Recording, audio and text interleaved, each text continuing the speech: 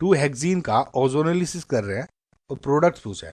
Now guys एक बात note करिए, ओजोनोलिसिस के क्वेश्चंस में बहुत बार बच्चे इसलिए कंफ्यूज हो जाते हैं कि उनको नहीं आइडिया हो पाता कि ये रिडक्टिव ओजोनोलिसिस करना है, ऑक्सीडेटिव ओजोनोलिसिस करना है। देखिए, रिडक्टिव ओजोनोलिसिस में जब आपका ओजोनोलिसिस होता है, डबल बॉन्ड ब्रेक होता है, तो वो एल्डिहाइड या आपका जो कीटोन जो भी बनते हैं वहां पे रुक जाती है। लेकिन ऑक्सीडेटिव में क्या होता है, जब भी कोई एल्डिहाइड बनेगा उस पे जो उस कार्बन पे, जैसे ये C O ये है और CH3 और ये एक H है सपोज, तो जैसे ये कार्बन में कोई भी अगर H मिला आपको, ये ऑक्सीडाइज हो जाता है फर्दर OH में। तो बस ये एक एक्स्ट्रा स्टेप आ जाता है ऑक्सीडेटिव में, ठीक है।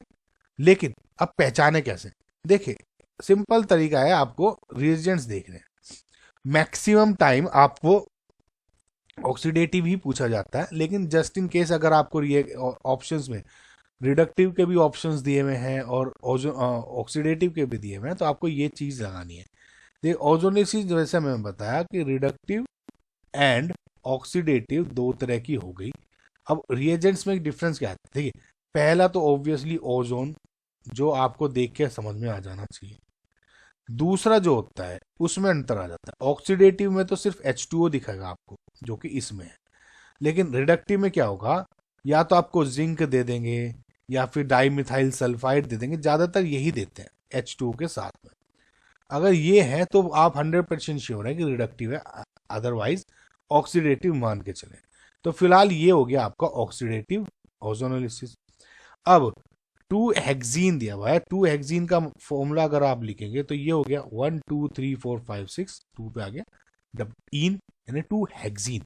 ओजोनोलिसिस कर दो, ओजोनोलिसिस में आपको पता है ये बॉन्ड आपका ब्रेक हो गया, इस बॉन्ड को ब्रेक करके आपके O जोड़ दो दोनों साइड, यानी ये डबल बॉन्ड O हो गया एंड ये डबल बॉन्ड O हो गया।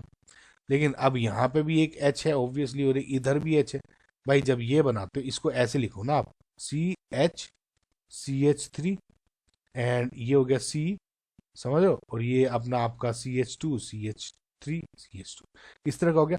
तो मैंने क्या कहा, जो एक H बच गए इसको ऑक्सीडाइज करके आप कन्वर्ट कर दो OH में दोनों साइड, यानी ये एल्डिहाइड्स में नहीं बल्कि कार्बोक्सिलिक एसिड्स में कन्वर्ट हो जाते हैं फन। तो इसका मतलब ये क्या हो गया, CH3 COOH एसिटिक एसिड, ठीक है, और ये क्या हो गया, वन ब्यूटेनोइक एसिड। समझ में, इथेनोइक एसिड या acetic acid and butanoic acid, यानी option number 4 is your correct answer. I hope आपको गाइस ये जो कंसेप्ट है मैंने समझा पाया होगा।